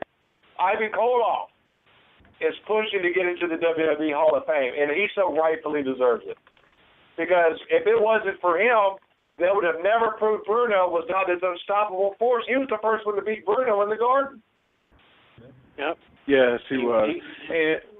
And I will say that to tell you the truth, with Ivan Koloff, and this is my view, Ivan Koloff does deserve to get in the Hall of Fame, but the way that today's WWE audience is, I don't think he would be like a top name to put in there. I think he would be one of those guys where if you don't watch it on the WWE Network, you'll never watch his Hall of Fame induction unless you buy the DVD. Right. And personally, with the WWE Hall of Fame, I take it for what it's worth. WWE, their product, and they become PC or PR when they induct people. Like Tech says, they took Carlos Colon because it's Puerto Rican tapes, which we haven't seen yet. We took Vern Gagne for his AWA tapes, which we did see. And honestly, for me, you know, and even J.J. Dillon said that it was a bigger honor to be in the WWE Hall of Fame when he was inducted with the Horsemen. But, you know, in my mind, my own mindset, and this is my opinion, it's probably some other people's too, I would say the Professional Wrestling Hall of Fame in New York is because of the history that it carries, because of professional wrestling as a whole. Now, Michael, if you want to go controversial about a inductee into the Hall of Fame, what about Vince Russo? Yeah. Oh, God, yeah. I don't think he'll ever get into the WWE Hall of Fame. Hell, I don't think he'll get into the Hall of Fame at all because he's pissed too many people off. But I think that is very controversial, and I would also agree that the Hall of Fame in New York is the most important. That's when you see those induction ceremonies. Right. It's different than watching the grandeur that's on TV. You know, it's more. They don't sell tickets. It's the boys, and it's very, very intimate. It's very heartfelt. Even though a lot of stuff like the Jake the Snakes, that was heartfelt as hell when he got inducted to the WWE Hall of Fame. And when he got inducted to the Pro Wrestling Hall of Fame in the Cauliflower Alley Club. So, you know, you know what I mean? That one is more important. I bet you if you go to one Hall of Famer now that's been inducted in both, he'll tell you his WWE Hall of Fame for $350. And then you say, what about that one? He'll go, you can't touch that or I'll break your hand. So, you see what I'm saying? Right. Real quick, guys. We got another caller calling in. Area code 706. Welcome to Under the Mat Radio. Yeah, what up, Tech? Hey, we got Toph. We got everybody here. Got Toph, Brandon Lee Smith. We got Michael. We got Shin. Right now we're talking about the WWE Hall of Fame. Me and Shin debated about Kevin Sullivan being inducted to the WWE Hall of Fame. Now we're just talking about those inducted, who's really left to be inducted. So, Toph, what's your thoughts? And after this, I'm going to have Brandon talk for a bit. All right. What are my thoughts on some people that should be inducted? Yeah, what's your thoughts over on the WWE Hall of Fame? Well, are we allowed to curse or no? Let it fly, brother. This is not for kids. Okay. Let it fucking fly. Okay, well, as a wrestling fan, the Hall of Fame is nothing but a blowjob to wrestling egos anyway. The way I've always seen it is seriously, the way I always see it, if you're great in your craft, we as wrestling fans will always remember you. I don't need a fucking ring from fucking company to tell me who I should and shouldn't remember. So from that respect, I really don't care about a Hall of Fame. That said, though, it is nice to be inducted, I suppose. It's one of my favorite ceremonies just to see people come out and speak. As far as I'm concerned, two people, in my opinion, who are ridiculously overdue is I think Andy Kaufman should be put in. Andy Kaufman is like a legitimate celebrity that actually helped the wrestling business. He helped the wrestling business a lot more than Drew fucking Carey. Andy Kaufman, his work was so good, everyone thought it was real. I mean, when Jerry Lawler slapped him, and the crazy thing is like I'm 27, so when Andy Kaufman did all that stuff, I wasn't even alive, yet I know who he is, and some of these kids have no idea who the fuck Andy Kaufman is, you know. But other than that, though, they got Randy Savage in. I think that Ravishing Rick Rude should go in. I mean, you want to talk about a heat magnet? I mean, some of the best heel promos ever from Rick Rude. I mean, Rick Rude, he got so much heel heat when he was talking, you couldn't even hear him. That was how much, fans were booing him. I can just remember his promos where he'd be like, "Oh, you Sacramento scumbags, who just shut up and listen to see what a real man looks like." I mean, his heel promos were so good. So good. I mean, he's like what every heel should have tried to be. Hey, his theme song and his fights were great, you know? Yes, he brought some, because, back in that damn show, Michael knows, shows, I know, Brandy Lee Smith, you don't mind me mentioning on air, you said your dad used to work for WCW for the ring crew. Before Rick Rude, a lot of tights were just basic, boring, same black, red tights, same boots. Everybody had their little initials on it. A.A. Fawn Anderson, R.F. Ric Flair, just boring. Rick Rude comes in, and he has, me having a degree in art. As an artist, I loved it. People's faces and title belts and wings and scorpions and skulls and, he was very responsible for the success. He was very responsible for the success of the Ultimate Warrior, too, because people always talk about Warrior and Hogan, but before Hogan, one of Warrior's best feuds was with Savage. Not Savage, well, Savage, too, but with Rude. Rude really helped him. A lot of fans don't remember that. Yeah, he did. Yeah. BLS, what you chime on in real quick about the Hall of Fame before we move on to the next topic? Yeah, man, Rude's a hell of a good idea. I didn't even think about that. I mean, because when you look back at Ultimate Warrior never was really a great, I mean, I know I'm not saying anything groundbreaking at all right now, so let's come out with it, but Warrior was never that great of a wrestler. It was more about who he was working against. So when he was going against Rude and Savage, I mean, even WrestleMania 6 with Hogan, that's what really pushed him. And also, if you notice, like when Rude started coming out with the airbrush tights and all that, Warrior's attire started to get more interesting too. Yep. He had the Macho Man attire from WrestleMania 8, and then he'd have more, like, he just got crazier and crazier as years went on. But I think Rude was a pioneer for changing the way people thought about ring attire. That was WrestleMania 5. After that, he came out with the Macho King, and then he had the little glamorous tights and everything. Went to the long tights and the crown and everything. Real quick, while we on Rick Rude, since we all talking about tights, everybody real quick, mention your favorite Rick Rude tights. I'm going to go last. I'm going to have Toph. When you think of Rick Rude, the first thought of his tights comes to what? My favorite Rick Rude tights were the one where he had the Intercontinental title on it, and, like, he would wear the Intercontinental title, so it was like he had two titles. I just thought that was a really cool visual. Okay. All right, for me, it was Elizabeth, hands down, the Elizabeth trunks, because you're talking about heel heat. I mean, that was it. I forgot about the Elizabeth tights. Wait, wasn't that Cheryl Roberts? That was Cheryl Roberts. Yeah, I was just about to say, Jay the Snake Roberts' wife, that's the one that I remember. It was Cheryl in the front. Yeah. That was heat. Okay. God, that was heat. Oh, my goodness. I know I'm gonna be totally off with my tight, one of my favorite tights.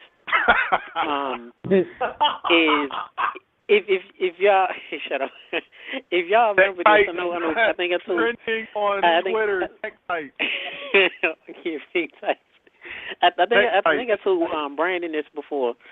Is if anybody go back to Halloween Havoc. Oh gosh, what was it? 90. It wasn't. Maybe it was the Chamber of Horrors in '91. It was one of them. The early '90 Halloween Havocs. Rick Rude had on these tights, and it had like Sting, Cactus Jack, Vader, his face, Dustin Rhodes, he had like everybody who was in the match on their face and had like a pumpkin smashed up, and it was like one of my favorite rude types. I thought it was so cool. He had everybody down on his pants. It was all of his team. Pause. So. I tell you what, I just realized something. I'm over here talking about a man got a chick on his pants, and this boy's over here talking about the artist work with the portraits of all the faces and the pumpkin. Nick, you got into that for a minute. You felt that. That was feeling. You should hear that. Oh, pause, the faces with the pumpkin. You know what I'm saying? I'm talking about the dude getting a man's wife on the pants. we all straight dudes talking about men's pants around here. Come on now.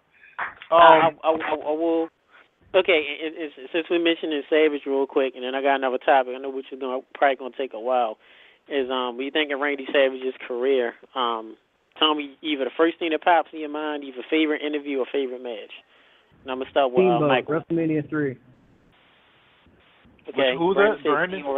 I didn't mean to cut ahead in line, but I said Steamboat from WrestleMania 3. That's the first thing I think about anytime I think about Macho Man. History beckons to Macho Man? His match with Steamboat at WrestleMania 3. That's the first thing. Yeah, that was the one. History beckons to Macho Man. Yeah, that one. That was yours. Michael, what was your number one Savage moment? It was WrestleMania 3. That was art. That was art. And so Michael got a big smile on his face now too. I just shut up for a minute. That was if you really think about it, that was a wrestling match played out the way it's supposed to be played out. You know what I mean? It was art. They painted a picture of good versus bad on the canvas of a wrestling ring, and it got over like $1 million. Something that the people at the WWE need to watch that shit 1 million times to figure this fucking shit out on how to do that, because they ain't got it. Well, I will say this real quick, Shan. I want to get everybody response real quick, then we can go on about it. I didn't answer the question. Yo. But everybody ain't finished giving their favorite Savage moments. Toph? For me, probably to say his feud with DDP and WCW. They just had a really good feud over Kimberly and Miss Elizabeth. I just remember them having, I think they won Feud of the Year that year. They gave Bret Austin a run for the money, but in the end, DDP Savage. It's one of my favorite feuds, just very personal, had no titles involved or any money, just two men feuding over their wives, their women. You know, I like the feud because you can learn a lot from it. You can mess with a guy's title, you can mess with a guy's car, but never mess with a guy's woman. That's just crossing the line there. I just remember them always beating each other up over Elizabeth and Kimberly. Oh, yeah, it did, courtesy of PWI, and I think Wrestling Observer News was that, too. Yeah. I'll say real quick, you know, because I'm tech, I can't really just say one. Thinking of Savage, first favorite interview is, who was it, Great American Bash, or one of the WCW pay-per-views where Mean Gene is with Sting, and Savage is in the back, and he's walking, he's like, I'm not talking. He just kept yelling. He was pissed off. He kept running around, kept saying, I'm not talking, and just started throwing stuff around. That's one of my favorite Savage interviews. Moments, I know this is wrong. I've told Landy this, is their Great American Bash 95 on Father's Day when Ric Flair beat the crap out of Angelo Poffo. And I just remember that match because, you know, back then, you know, it was kayfabe. I thought it was real. And I was like, when they jumped through the TV and Flair doing the punches and had him in the figure four and Angelo Poffo, you know, moving his hands, and Savage was so upset and pissed off. And I was like, as a kid, you know, I'll never forget that. I definitely wanted Flair to die. But my favorite of all time, this is real morbid, of Savage, is Super Brawl 6 cage match when Elizabeth gave Savage, y'all remember this, I'm sure Michael do, when Elizabeth turned on Savage for like the 8th time, gave Flair the heel and spiked Savage in the eye. Yeah, I remember that. And I was like, oh my gosh. And if you remember too, that match is big because it was a false finish, it was a botch because the referee counted 1, 2, 3, and I think it was Savage or Flair. No, it was Flair forgot to push his arm up. He did it too late, and it was actually a 3 count. And they rung the bell, and everybody was chanting, but the referee had to say it was only a 2. Right. So That was my. For some reason, I know I'm not a cliche saying everybody saying WrestleMania 3 or what have you, but that's just my favorite Savage moment. Shin. For me, the promo, and a lot of people forget about this, was the cup of coffee promo before WrestleMania 3. Cup of coffee in the big times, and he was carrying the coffee cup with Mean Gene Okerlund during the interview, and that and the cream of the crop one, because I watched the 2009 Randy Savage DVD, so I started studying all of them, that and Around the World. But for me with Savage, like Toph said, the DDP feud was amazing. It was like this was during WCW's run over, was it Tech? WCW's run over WWE when they did the Monday Night Wars. They were winning. Yeah. It was during the summer of '97. They were destroying WWE at the time. Yeah, they were. Yeah. But other than that, though, I remember, and this was a sad thing. One is a sadistic one, was when Jake Roberts sicked the Cobra on Randy Savage. I was a kid and my jaw dropped. I thought like it was real. I thought Randy Savage was going to die. I thought he died from a Cobra.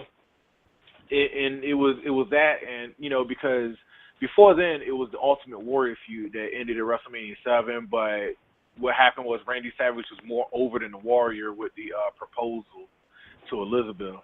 So it was great. But who remembers the ill-fated tag team with the Ultimate Maniacs? I asked that. Yeah. I do remember that. Yeah, I remember that. Yeah, back when tag teams had good names and I remember that, Ultimate Maniacs. Yeah, they were talking about. I got a question, man, because I know most of you guys are older than me. This always confused me as a kid. SummerSlam 1992, Warrior, Savage. They were both baby faces. Why was that crowd booing Savage? Was Warrior just more over at that point, or what? Wow. Yeah, I forgot about that too. Brandon, your thoughts on that? I honestly don't remember why they would have booed Savage more than Warrior. I'm trying to think. When you get time, check out that match. When you get time, check out that match, because I still have that pay-per-view on VHS. I watch it all the time, and they were just booing the crap out of Savage. And it always confused me as a kid because I thought he was a good guy, but you wouldn't know by that crowd. They were booing him like he was John Cena. Wow. Wow. Actually, I think I have an old file on my hard drive of that match, that I uploaded. I have to look at that match again because, honestly, as a kid, I was into it. But now, to me, the way I was on the Warrior before he came back, or back in, 2003, I really didn't care about that match because it was like Flair was in the match, and to me, everybody cared about what Flair and Perfect was going to do during that match.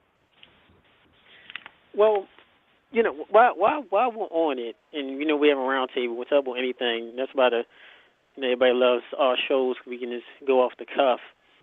The Rumble's coming up, of course, January 25th.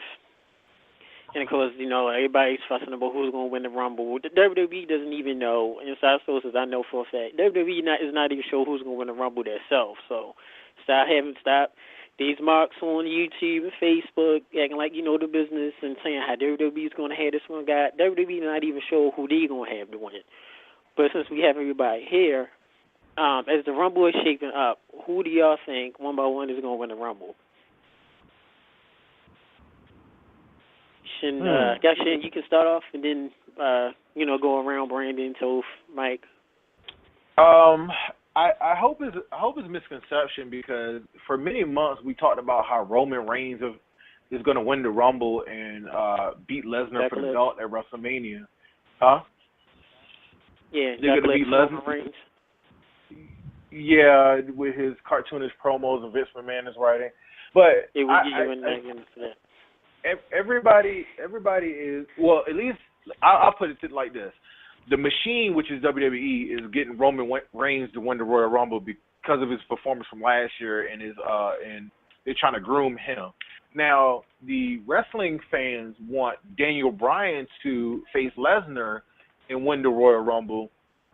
But for me, I'm very, very concerned about Bryan's health because we know that Brock Lesnar is going to give German suplexes, and that's going to impact his neck. So for me, I hope it's just somebody that looks good that can face Lesnar. I hope it's not the two. Stop being safe, Shin. Say real quick, who do you want to win the Rumble? You got to say your name real quick. Okay, I'll go with Bryan. Don't be safe. Who? I go with Daniel Bryan. Okay. Diaz just texted me and said El Torito is winning the Rumble. Laugh out loud. Mascarita Sangrada from Lucha Underground. Yeah, he's winning the Rumble. Toph, who do you think winning the Rumble? Oh, well, Roman Reigns is winning. We go through this every year. You know, there's who the company wants, and then there's who the fans want. And it's pretty obvious from the beginning who the company wants, but we tell ourselves that's not going to happen. They're going to listen to the fans, and they don't. So Roman Reigns is going to win. He's on the ending graphic of Raw. When you watch Raw, he's the last person you see. That was Cena's spot for like a decade, and now they're putting Roman Reigns there. Daniel Bryan, the guy that main event at WrestleMania 30, the guy that never lost a title, is making his in-ring return on SmackDown. On SmackDown. That tells you everything you need to know right there. Roman Reigns is winning, and if anyone can't see this coming, you're blind, you know. So it's like that abusive girlfriend, you know. When she cheats on you once, okay, you give her the benefit of the doubt. But when she cheats on you again, you know, you got to kind of put your foot down and say, you know what, maybe she's a bitch. WWE's the same, you know. They keep doing this shit every year. So instead of defending them, you just need to call them out, man. But Roman Reigns is going to win. Do I want him to win? No, but he's who's going to win. And that's just the reality of it, you know. So succotash. Yeah. BOS, Brian Lee Smith, who's winning the Rumble? Man, if it was me, I would book the Shield triple threat for the title and take a risk, create a new star, go out on a limb, and not have the same shit they do every single year. I would have Rollins win the triple threat at the Royal Rumble, and if he doesn't win the match, have him cash in. Make sure he leaves with the title. And then you got Roman Reigns and Ambrose, last two in the Rumble. They get eliminated at the same time. Cheesy, but it would work in today's WWE because apparently storytelling doesn't mean anything. So you could have them both eliminated at the same time as the last two. Triple threat at WrestleMania. It's a new match. We haven't seen it yet. Why not? It's better than Brock versus Reigns is going to be a terrible match. I'm sorry, but Reigns is not ready to carry the title. Reigns versus Lesnar isn't going to be very good. I mean, I don't know. Daniel Bryan versus Lesnar. I love Daniel Bryan, and I don't know. Maybe when he was healthy before he got hurt, you know, you could have booked him to beat Lesnar, maybe.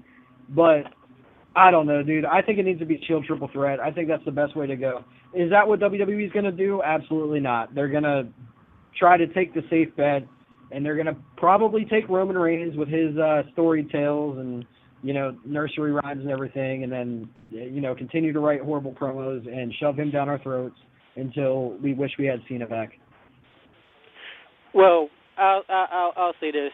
Look on the bright side, guys. Reigns and Brock can't be any worse than Brock and Goldberg from WrestleMania 20, which that match never happened. Oh, God. No. No, it did. that match is one of the worst. Michael, real quick, who do you have winning the Rumble? I got Reigns winning the Rumble, and I'm going to throw one out for you. This is just me thinking. I don't think Brock's going to. Yeah, right. No, I don't think Brock's going to make it to WrestleMania as the champ. This is what I see happening. Just watch it. Reigns is going to win the Royal Rumble, right? It's going to be Brock. It's going to be Lesnar, Cena. Cena's going to go over, so Cena's going to get the shit kicked out of him. Rollins is going to cash in and walk out with the World Heavyweight Championship. It's going to be Rollins and Reigns at WrestleMania. And then they may throw Daniel Bryan in there for a triple threat. Wow. Why not throw in Bryan and then also Dean Ambrose and have a fatal four-way? That's a match. Yeah, it is. It's a convoluted match, but it's a match. WWE has not had a fatal four-way main event since WrestleMania 2000, which is WrestleMania 16. Yeah, it doesn't work out well at all. And the number, that match was horrible. I'm not against your idea. It's just that WrestleMania, if you've noticed, they only have an untraditional main event match like every half a decade. Like last year was a triple threat, and then like it was like a bunch of singles 1v1s. Then if you trace it back to WrestleMania 24, that was a triple threat. Then you had another one, WrestleMania 25. Like they have one like every 5-6 years, it seems. They're weird like that.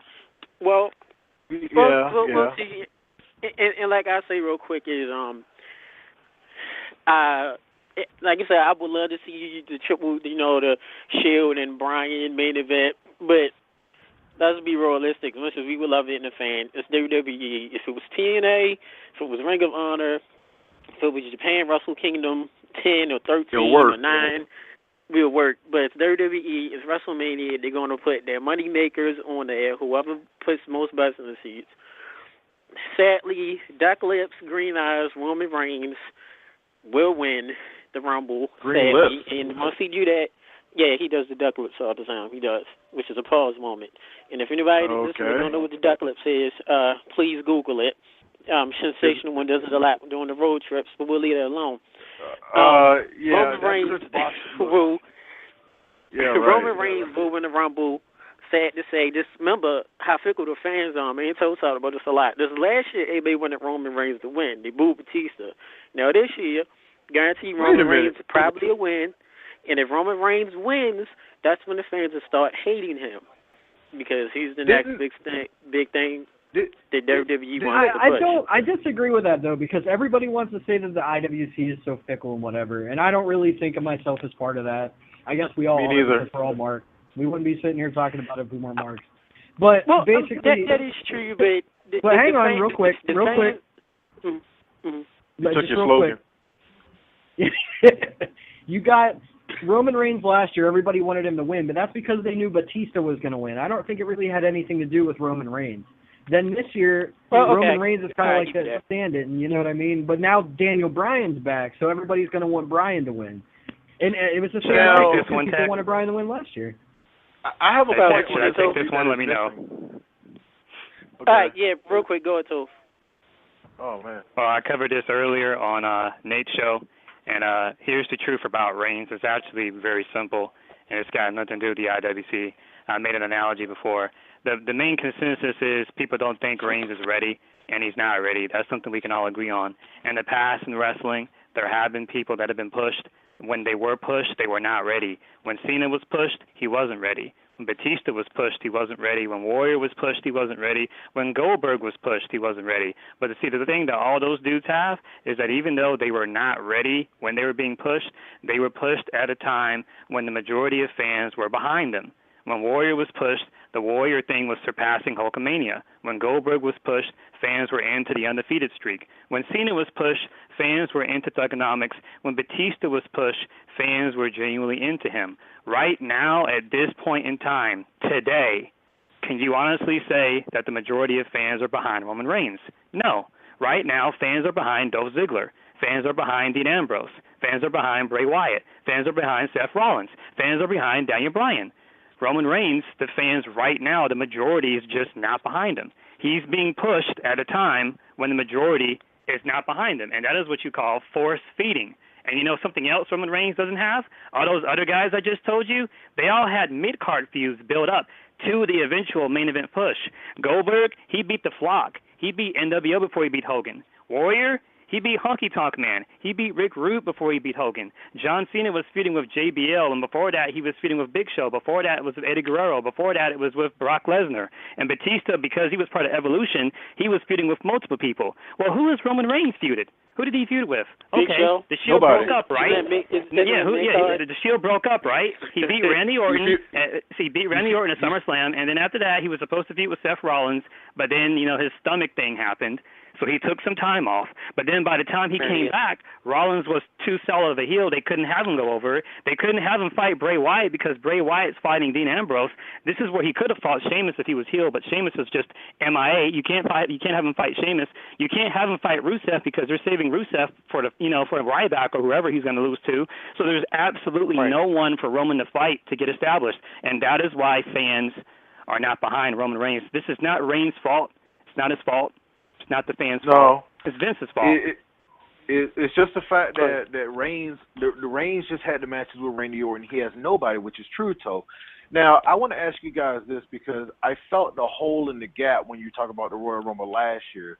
I thought, we got about 2 minutes. when people soured on Batista, I thought they soured on Batista because of the fact that Daniel Bryan was not in the Rumble, which we all knew why, because of his concussion.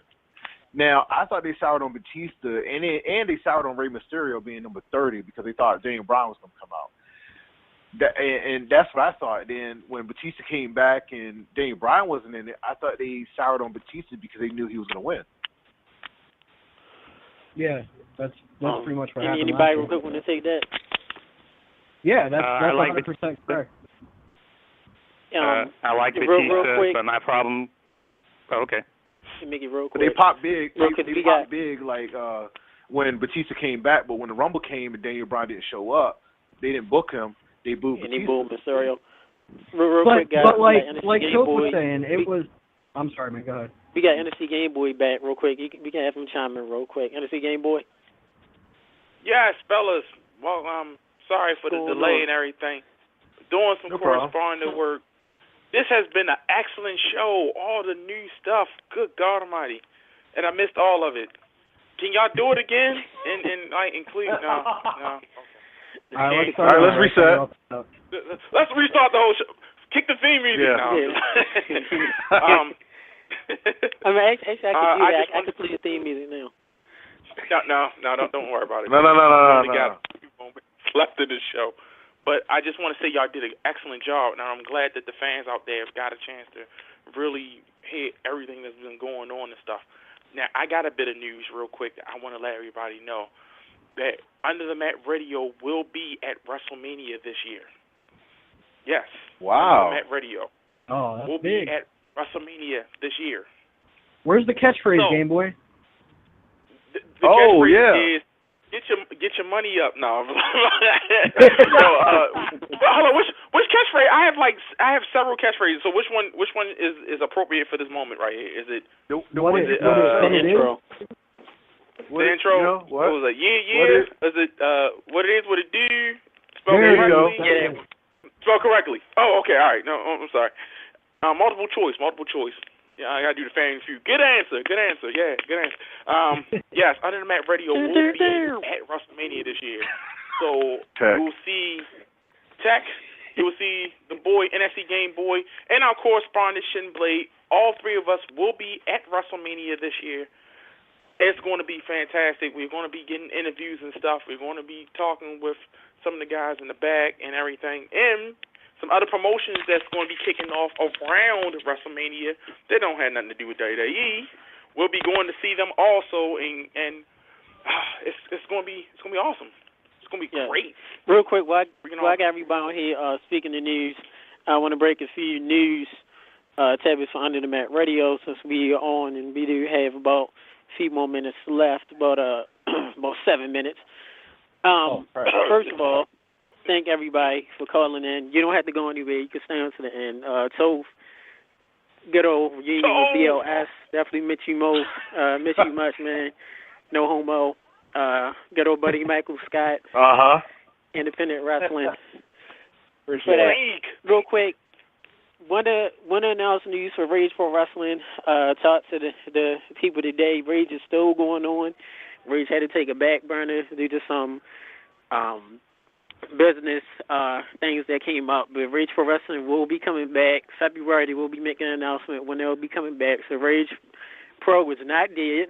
NXT Gameboy still is the GM. NXT Gameboy still may have to face the ECW legend down the line, but once Big Red calls in around February, he'll be updating us with more Rage Pro Wrestling news.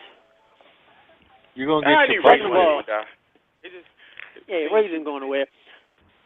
Second, for Under the Mat Radio, we have a lot of big stars coming up at the end of January, as well as February, and I can tell you a couple of stars that are legit for February. First, February, everybody knows the name Big Dick Johnston, who was known in WWE. Her name is Krista Joseph. Will be joining Under the Mat Radio on February. Ooh. Also, yeah. Of course, we here Under the Mat Radio have not only pro wrestlers, but we have mixed martial arts. We have all the pop culture, famous comedians, actors, and also we will be doing music. Coming to Under the Mat Radio in February will be Grammy Award-winning, Grammy Award-winning producer and writer Bobby Eli will be joining us. He's done work with Jay-Z, with Stevie Wonder, with the Pointer Sisters, David Bowie, everybody think of in the music industry will be joining Under the Mat Radio. I talked to him last night in Evan Ginsberg. Also coming in February, Under the Mat Radio will be current fighter for Bellator, former TNA wrestler, and fighter himself, King Mo, will be joining Under the Mat Radio. I talked to him earlier today. He's definitely down. So Under the Mat Radio has a lot of great things coming up for you, definitely in the coming weeks. And February, Black History Month. Really? They add that part in. That was the last thing. Black History 365, Tech. 365. And you got the shortest month of the year. Ain't this a bitch? Yeah, it definitely is. 28 days. In a leap year, we get 29. Moving Black on. History? I have kids, so does that consider Black History also? Yeah, it works. All right, so I'm my own living Black History show. Yeah. Well, we had Marlon. Black History. Well, we had Marlon Wayans last week, so. Yeah. Oh, that was a great Black show. History. Yeah. We got a lot of listeners. Yeah, we definitely. Shout out to Alabama too, man. We got a lot of listeners, and we got a hellified Twitter flow from the picture that we took at the Baltimore Comedy Factory. We had 33. Man. We had 33K looking at that picture. And big ups to you. Thank you, Michael Scott, who ended up saying he used to dress like me because he didn't know if I was a pimp or a preacher. So thanks much. Maybe both. Hey man, you know. Hey, I'm no pimp, man. I'm no pimp. Wait. Tech. My baby's listening now, so I'm a man. Remember LCW that the security guard thought you were the guy from Sons of Anarchy, the Harold Perrineau? Yeah, that was the guy from Sons of Anarchy. Yeah, people said look like Gus from Breaking Bad. I get it all. The math references. Real quick, before we add on news, Brandon Lee Smith having you back. So, BOS, anything you want to add real quick before we let you go? Yeah, man, it's been fun. I always love doing the show with you guys. Anytime you want me on, just let me know. I might even call in next week. You never know what I'm doing, so we'll see. Hit me up on Facebook, Brandon. Brandon, did you have like a little nursery rhyme or like a little announcement you wanted to give? Oh, Lord. I did, but I don't want you guys to get sued by the prestigious law offices of PKGWR Radio. So I'll let that lay for now. Sure. Whatever it is. Shin-Blade knows what it is. Shin-Blade knows what it is. We expect they do well in their future endeavors. We move on from that. So. Yes, we do. I'll be sent to the group coach. Real quick, we got 90 seconds real quick. Michael Scott, any last words? Guys, it's been a blast talking wrestling. I'd love to come back on, and I'd love to have you guys on my show. Independent podcast, baby. Let's do it. Loud and popping, Jack. I'll see you next week. Thank you, Toad. Last word. Yeah, I'm doing some extensive research, and by the next show, I'll be able to tell you guys whether or not Maven was actually eliminated from the Rumble or not, because I don't believe he was. He wasn't. He wasn't. Yeah, he wasn't. But with that being said, that being said, gonna get a quick benediction. Thank everybody for calling in. Listen to the Mat Radio. This is your host Tech with the co-host of NSC Gameboy and the sensational one Shin-Blade. As NSC Gameboy is singing in Doing House of Cellos. Thank you much to Ring of Honor for providing Jay. Diesel for calling in. Thanks so much to Ray Scorpion for calling in. Thank you, Cheeky, and everybody else that's listening that can't call in. Thank you, everybody that's listening. Thank you, everybody that came apart to support Under the Mat Radio. Back, same time, same station, 7 p.m., 9 p.m. Yeah. Scott, thank you much. Big ups to Randy Savage. And, of course, as we all wondering, who the hell is that black lady that's on those Popeyes commercials? Because we never do see her. So, you can find it out. Please Google it. Trending on Twitter is Tech Tights. So, Tech Tights on Twitter, hashtag Tech Tights. Oh, I love this show. From the Church of UNTR, amen, and have a good day. Yes, hashtag Chris Winning. Please stay away from him. And Shin, that's who does believe in the Illuminati. So, talk to you on next week. Oh, no. They lowered my shit, but they know what I'm on. This is a fucking funny show again. Oh, my.